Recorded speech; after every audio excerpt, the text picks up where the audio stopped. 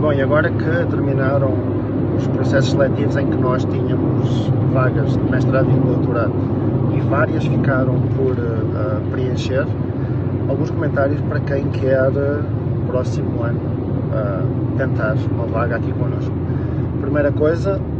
é fundamental que participem de grupos de pesquisa e que façam já alguma disciplina da pós para efetivamente entender se é isso que querem.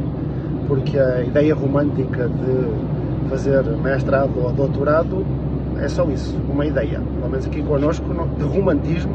não tem nada. Tem muito trabalho, muita dedicação, e o trabalho e a dedicação é proporcional àquilo que nós oferecemos no grupo.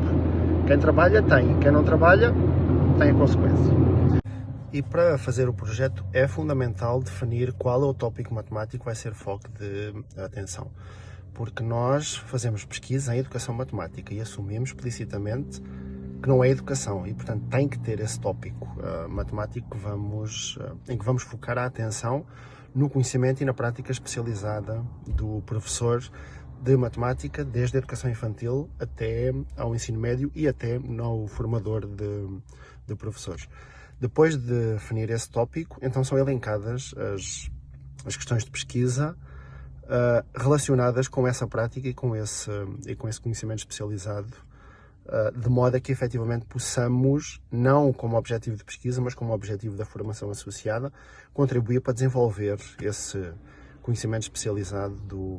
do professor de matemática, para ensinar mais e melhor matemática, de modo a que os alunos possam efetivamente entender a matemática. E obviamente que associado à definição desse tópico matemático, para podermos depois elencar as questões de pesquisa, é fundamental que conheçam o modelo, a conceitualização do conhecimento especializado do professor de matemática, na sigla em inglês MTSK, e também a ideia do conhecimento interpretativo, porque são duas conceitualizações que nós efetivamente consideramos no grupo como forma de entender o que é o conhecimento e o conteúdo desse conhecimento, desse nosso conhecimento enquanto professores, e que é sempre o foco de atenção que nós desenvolvemos. Para além desse conhecimento das conceitualizações teóricas, é necessário elencar e destrinchar cada uma das categorias que compõem tanto o MTSK quanto o conhecimento interpretativo, associado ao feedback e associado ao espaço-solução do professor. E quando falamos de fazer pesquisa com foco no conhecimento especializado do professor em algum tópico matemático, há alguns elementos que são fundamentais para podermos começar a conversa. Se eu escolho um determinado tópico matemático, para poder fazer o projeto, e até enquanto professor de matemática, eu tenho que conhecer qual é a definição desse tópico matemático que eu escolhi. Tenho que conhecer as propriedades desse tópico. Tenho que pensar em quais são as conexões dentro desse tópico com outros tópicos da matemática no mesmo ano e em etapas educativas diferentes. Tenho que conhecer o que é demonstrar, o que é generalizar, o que é pensar matematicamente, e reparem que só estou a falar da componente do nosso conhecimento matemático enquanto professores, porque o foco principal tem que ser nesse conhecimento matemático, para depois pensarmos em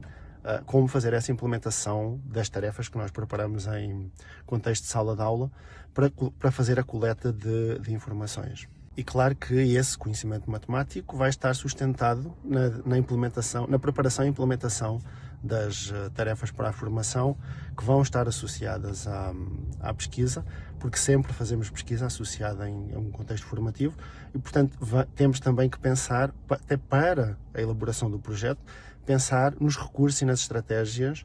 que vão otimizar, e os motivos que sustentam essa otimização, a discussão do tópico matemático que escolhemos, quais são as maiores dificuldades dos alunos nesse tópico matemático, e o que nos dizem os documentos oficiais, mas não só os documentos oficiais, o que nos dizem os últimos resultados de pesquisa em relação às aprendizagens dos alunos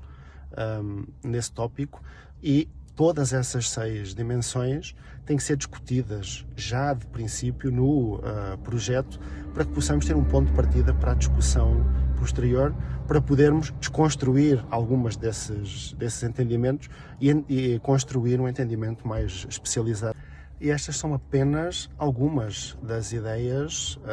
centrais de um projeto que pode ser considerado vencedor, ou seja, que pelo menos nós temos motivação para ler e para avaliar, e todas estas ideias estão em um dos livros que nós escrevemos, onde temos exemplos de projetos que foram desenvolvidos aqui no grupo, e que certamente quem quer efetivamente fazer pesquisa com esse foco é uma leitura fundamental. Claro que depois de escrevermos o projeto há muitas outras dimensões que têm que ser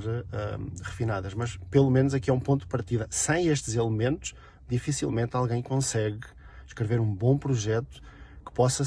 ter uma boa avaliação, que eu faça uma boa avaliação, a menos que não queira fazer o trabalho connosco. E aí a discussão já é outra.